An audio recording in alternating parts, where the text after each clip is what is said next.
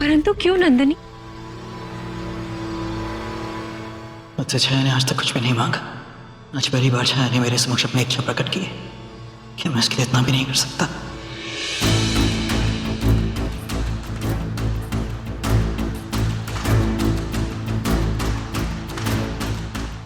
क्यों नंदिनी, तुम्हें इस बात से आपत्ति क्यों है? क्या तुम हमसे सहमत नहीं हो? अरे नंदिनी, जिस तरह तुम और चंद एक पति पत्नी के तौर पे अपने वैवाहिक संबंध को एक और अवसर देना चाहती हो, ठीक उसी तरह छाया भी मलयकेतु के साथ अपने नए जीवन को एक अवसर देना चाहते हैं। तो इसमें बुराई क्या है? और ये जो भी गलतफहमियां हुई थी वो तुम्हारी बहन रूपा के कारण हुई थी, जो छाया और मलयकेतु मिलकर दूर करना चाहते। और ये दूर हो भी सकता है। सोचो ना नंदिनी, यदि ऐसा हुआ तो कितना अच्छा होगा। एक भाई की ओर से एक बहन को ये सबसे अनोखा उपहार होगा। बात वो नहीं है, मलयकेतु एक अच्छे व्यक्ति नहीं है माँ, वो छाया के लायक ही नहीं है। क्या मैं इस ना का कारण जान सकती हूँ नंदिनी?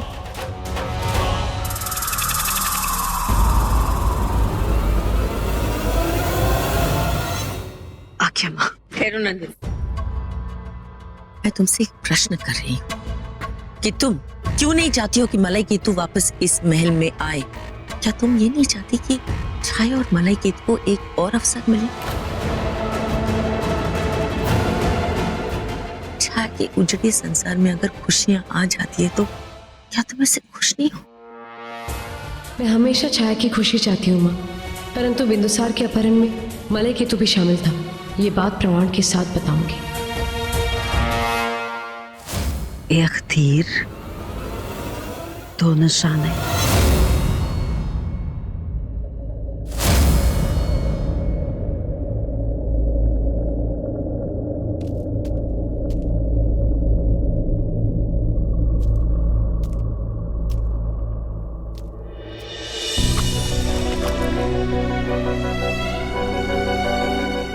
नंदिनी, क्या हम अच्छे मित्र नहीं?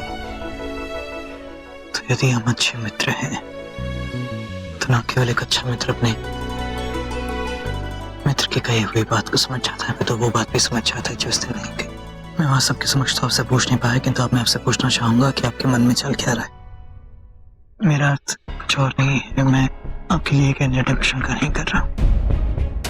मैं ये पूछना चाहता हूँ कि ऐसी क्या उलझन है आपके मन में, क्योंकि वो उलझन आपके चेहरे पर स्पष्ट दिखाई दे रही है ना। तो बताइए बात क्या है? कैसे बताऊं आपको चंद्र कि मैं आपकी बहन से संबंध नहीं बिगाड़ना चाहती हूँ, वहीं दूसरी ओर आपको फिर से किसी संकट में भी नहीं देखना चाहती। और फिर मेरे पास अपनी बात सिद्ध करने के लिए ना ही कोई साक्ष्य है ना ही कोई प्रमाण। तो आपकी चुप्पी ने बात सिद्ध कर दी है कि अवश्य ही आपके मन में कोई उलझन है। क्या आप वो बात अपने मित्र से नहीं बांटेंगे? ऐसी बात नहीं है चंद्र, मैं नहीं जानती कि आज मैंने जो कहा उसका सब लोगों ने क्या अर्थ निकाला। परंतु हाँ, मैं इतना अवश्य कहना चाहूंगी कि मैंने जो कुछ भी कहा उसके पीछे एक ठोस कारण था, और वो कारण समय आने पर आप अवश्य जान जाएंगे। आपका बहुत बहुत धन्यवाद। आपने मेरे मन में से कम एक भार तो कम कर दिया, किंतु मुझे संतुष्टि तब मिलेगी जब आप मेरे मन के दूसरे भार को भी कम कर देंगी। कैसा भार चंद्र? नंदिनी, मैं छाया को दिए हुए वचन को नहीं तोड़ना चाहता। मैं बस अपने भाई होने की कर्तव्य को निभाना चाहता हूँ। इस कारण मैं अपनी बहन के हृदय को दुखाना नहीं चाहता। आप मेरा विश्वास कीजिए चंद्र, आपने छाया को जो वचन दिया है मैं सुनिश्चित करूंगी कि वो आपको तोड़ना ना पड़े। केवल मुझे थोड़ा समय दीजिए। मैं आपकी मित्र हूं ना, एक मित्र दूसरे मित्र की दुविधा दूर नहीं करेगी तो कौन करेगा? आपके इस उपकार का पुरस्कार आपको अवश्य देना चाहूंगा। समझ नहीं पा रहा हूँ क्या। तो नंदिनी, आपने मेरे मन के भार को कम कर दिया है, मेरे चेहरे पे आप हंसी ले आई हैं, तो मेरा कर्तव्य बनता है कि मैं भी आपके चेहरे पर हंसी ले आऊं।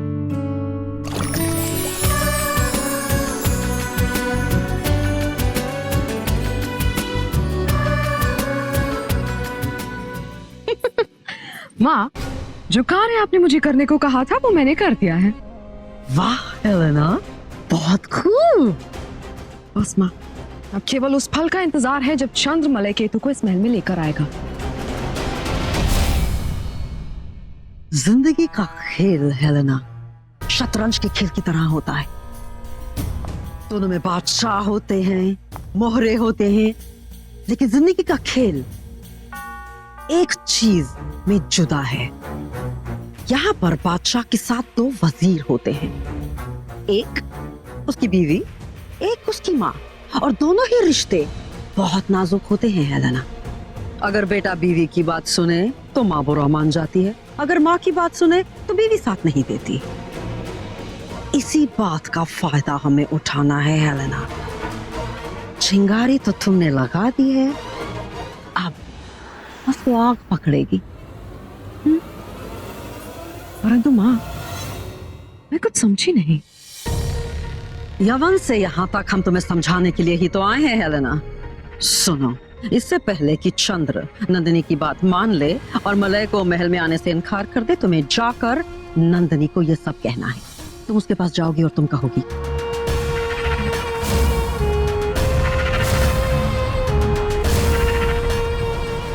माँ, क्या तरकीब है माँ? इसका जवाब तो आचार्य चाणक्य के पास भी नहीं होगा।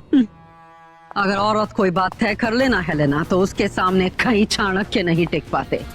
लेकिन अगर इस तरकीब को काम करना है तो वार सही मौके पर करना होगा, सही वक्त पर वार, और नंदिनी महल के बाहर।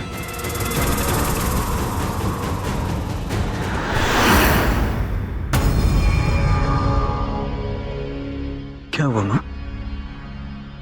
आपने अचानक हम सबको यहाँ क्यों बुलाया? कोई बात?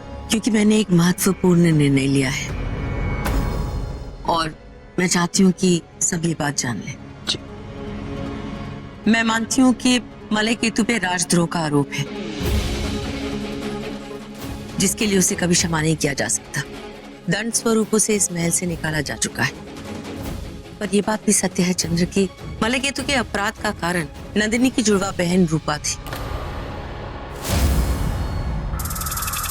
और इसलिए जांच करना आवश्यक है कि मलय केतु एक अपराधी है या फिर वो रूपा के षड्यंत्र का शिकार हो चुका था। और फिर तुमने जो नियम बनाए कि एक पति पत्नी को एक दूसरे को एक अवसर देना चाहिए, उसी नियम के आधार पे छाया मलय केतु को एक अवसर देना चाहती है। हे ईश्वर, अब यदि माँ ने निर्णय ले लिया तो चंद्र भी उसे बदल नहीं पाएंगे। मैं कहने के लिए क्षमा चाहूंगा माँ, किंतु मुझे नहीं लगता कि मलय केतु को फिर से इस महल में लाना उचित होगा। चंद्र, तुमने छाया को वचन दिया हुआ है, क्या तुम ये कहना चाहते हो कि तुम ये वचन तोड़ रहे हो? जी नहीं माँ, मैं अपना दिया हुआ वचन नहीं तोड़ रहा। देखिए माँ, एक सम्राट को अपनी भावनाओं से ऊपर उठकर अपने निर्णय लेने होते हैं। मैं बस अब आप सबसे थोड़े समय की मांग करूंगा ताकि मैं ये सुनिश्चित कर लूं कि मलय केतु ने जो राजद्रोह किया है वो सोच समझ कर किया है या किसी और के कारण किया है। और फिर नंदिनी ने भी ना की है तो अवश्य इस बात का कोई ना कोई तो कारण होगा। क्या तुम ये कहने का प्रयास कर रहे हो चंद्र कि मेरे भले बुरे ज्ञान नंदिनी से कम है?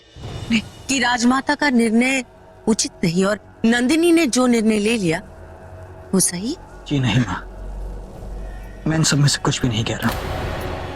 देखिए, समस्या केवल इतनी है कि इस समय मुझसे सम्राट से राजमाता बात नहीं कर रही है, अपितु छाया की माँ बात कर रही हैं, और मैं केवल इतना कहने का प्रयास कर रहा हूँ कि मुझे बस थोड़ा सा समय दे दीजिए। यदि आप मुझे थोड़ा सा समय दे देंगी तो मैं सत्य क्या है वो सिद्ध कर दूंगा। कहीं ऐसा ना हो कि शीघ्रता के कारण हम सब मिलकर कोई अनुचित निर्णय ले लें और फिर बाद में हम सबको ही पछताना पड़े। आज प्रसन्न तो बहुत होगी नंदिनी। तुम आज पहली बार चंद्र ने अपनी माँ के शब्दों को नीचे रख के तुम्हारे शब्दों को उच्च स्थान दिया है। मेरी माँ झुक गई और तुम्हारा सर ऊंचा हो गया। नहीं, जो चंद्र अपनी बहन की इच्छा पूरी करने के लिए कुछ भी करने के लिए तैयार था, आज सिर्फ तुम्हारी बात को रखने के लिए वो ये भूल गया उसकी बहन का भी विवाहित जीवन है। नंदिनी, तुम कभी भी नहीं चाहती थी ना कि मैं और मलय एक साथ प्रसन्न रहे? तो देखो, वही हुआ। चंद्र ने तुम्हारी बात रखने के लिए तोड़ दिया अपनी बहन को दिया हुआ वचन। छाया, इस बात का नंदिनी से कोई संबंध नहीं है। संबंध है चंद्र। आज तुमने ये सिद्ध कर दिया। उस मंगलसूत्र का मान तुम्हारे लिए उस रक्षा सूत्र से बढ़कर है जो इस बहन ने तुम्हारी कलाई पर बांधा है। एक अंधा भी देखकर बता सकता है कि स्वर तुम्हारे हैं, परंतु शब्द किसी और के हैं। नहीं छाया, तुम मुझे समझने में भूल कर। देखिए, ना ही मैं छाया को दिए हुए अपने वचन को तोड़ रहा हूँ, ना ही मैं आपसे वाद विवाद कर रहा हूँ, ना ही मैं आपकी बात का विरोध कर रहा हूँ माँ।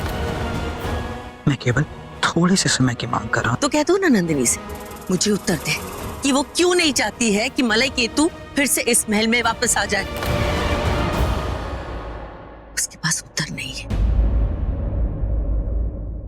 मेरा आदेश मानो चंद्र और जाकर मलय केतु को राजभवन में ले आओ।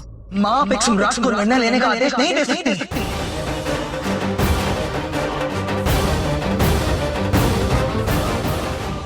ये सब उचित नहीं है। चंद्र को माँ के साथ इस भांति बात नहीं करनी चाहिए। सबके समक्ष राजमाता के आदेश की अवहेलना करना तो उनका अपमान है। मैं क्षमा चाहूंगा आपसे कि मैंने आपके समक्ष अपने सर को ऊंचा किया। बस मेरी बात को समझने का प्रयास करें कि मेरे उत्तरदायित्व भी ऊंचे हैं माँ। और फिर माँ, आप ही ने मुझे सिखाया है कि राज्य से बड़ा कुछ नहीं होता है, कर्तव्य से बड़ा कुछ नहीं होता है। तो मेरी बात को समझने का प्रयास करें कि मलय केतु हम सबके साथ साथ हमारे राज्य का भी दोषी है।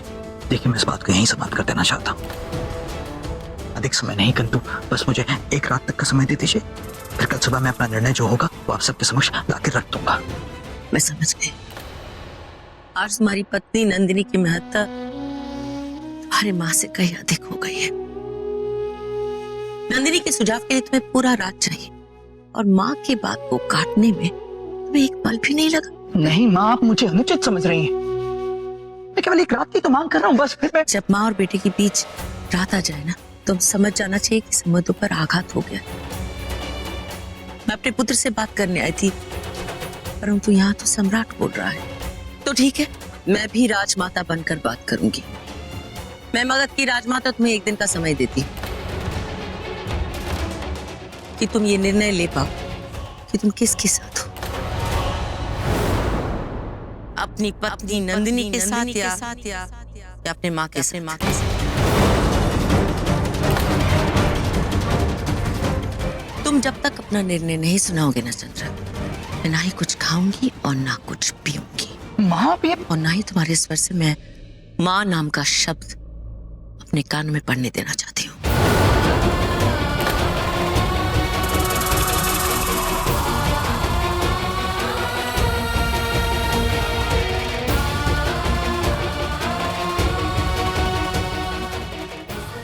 छाया, छाया,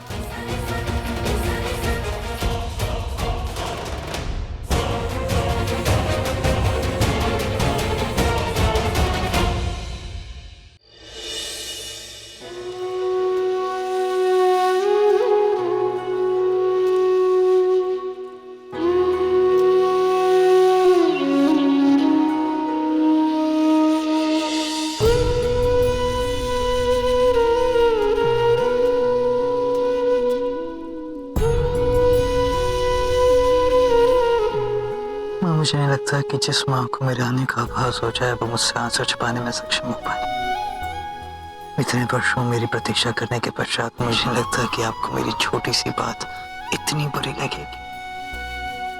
क्योंकि यदि आप मुझसे दूर रही हैं तो मैं भी तो आपसे दूर रहूंगा। हाँ, मुझे एक माँ अवश्य मिली, किंतु मैं अपनी वास्तविक माँ से दूर रहा जो बेचारी जीवन भर कारागार में बंद थी।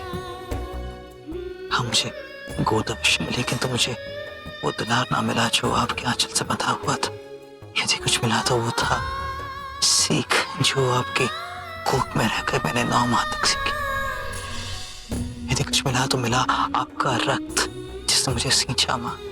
मुझे आपका त्याग मिला, आपका बलिदान मिला, जिसके कारण आज मैं इतना बड़ा सम्राट बन पाया। वो सम्राट जो सहस्त्र लोगों के दिलों में बसता है। किंतु माँ, उसके पश्चात भी यदि मैं पुत्र हूं तो केवल आपका। मैंने जो कुछ भी किया वो केवल एक सम्राट होने के नाते अपना कर्तव्य निभाया। तो क्या मेरे कर्तव्य निभाने से आप मुझसे इतना रूठ जाएंगे? छोड़िए, आइए भोजन कर लीजिए। अरे, आप तो बिल्कुल शिशु की बात ही हटी है। इतनी निष्ठा मुझसे कि मेरे हाथों से भोजन भी नहीं करेंगे। ये लीजिए। क्या है ना माँ, आपको और मुझे आदत नहीं है ना एक दूसरे को मनाने की, एक दूसरे से दुष्ट होने की। इसी कारण आप मेरे हाथों से भोजन भी नहीं कर रही हैं। ठीक है, चलिए मैं काम करता हूँ, मैं अपने कानों को पकड़कर उठक बैठक करता हूँ। हो सकता है उससे आपका क्रोध शांत हो जाए और आप मान जाए। नीचे, ठीक है? अरे आप तो मेरी ओर देख ही नहीं रही है माँ। माँ आप मुझसे रुष्ट है ना, तो मुझसे रुष्ट रही है ना। आप भोजन से रुष्ट क्यों है? भोजन का त्याग क्यों कर रही हैं?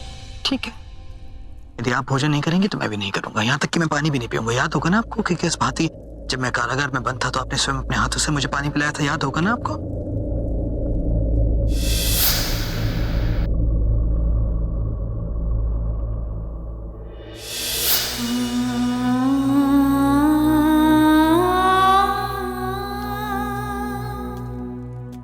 मेरे पुत्र ने मुझे दुख दिया होता तो मैं मान जाती, पर ठेस मुझे सम्राट ने पहुंचाया है।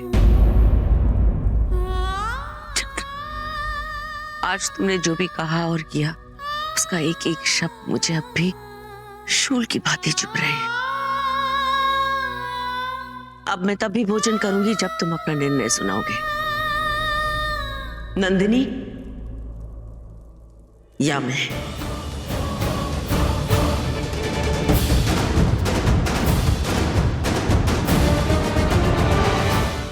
20 वर्षों तक मैं महापद्मानंद की बेड़ियों में बंधी हुई थी, पर तुम्हारी प्रतीक्षा करते हुए मुझे समय का पता तक नहीं चला। आज रात उस प्रतीक्षा से बहुत लंबी है चंद्र, क्योंकि आज मैं नहीं, तुम अपनी पत्नी की बेड़ियों में बंधे हुए हो।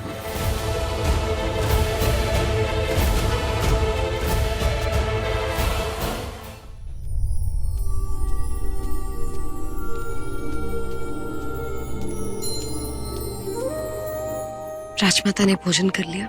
नहीं, ना कुछ खाया ना कुछ पिया। ठीक है, तो आप मेरा भी भोजन लेकर चली जाइए यहाँ से। किंतु महारानी, मैंने जितना कहा उतना कीजिए, आदेश मानिए।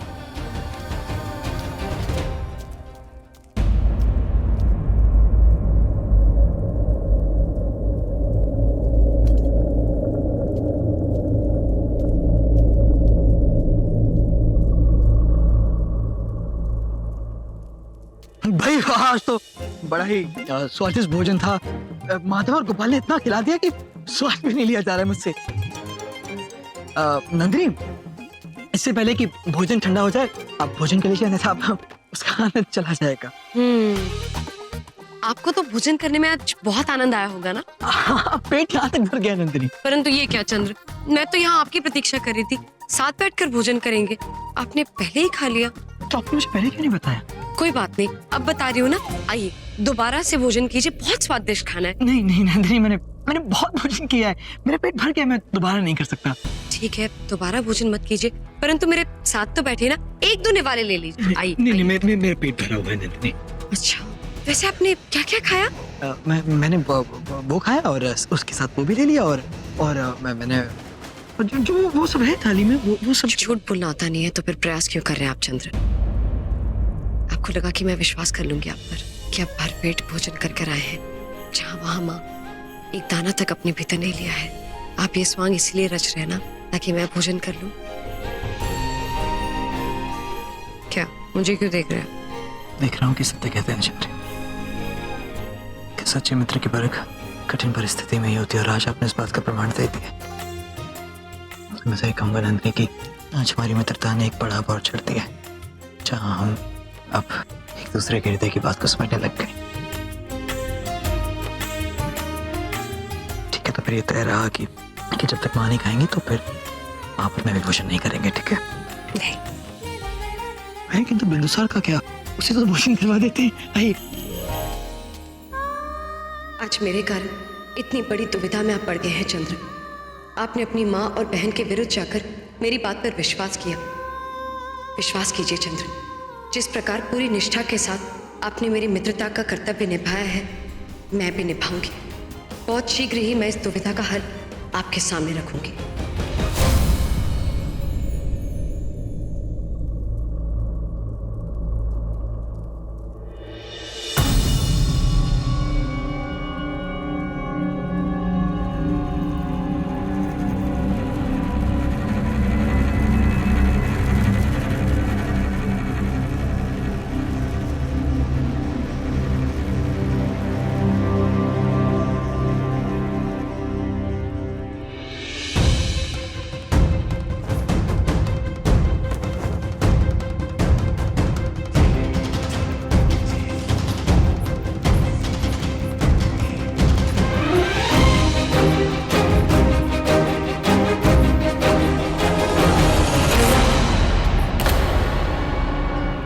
ये नंदिनी नंदिनी इतनी रात को कहाँ जा रही है? मुझे पता लगाना होगा। कहीं कहीं ये फिर से नया कोई षड्यंत्र तो नहीं रच रही?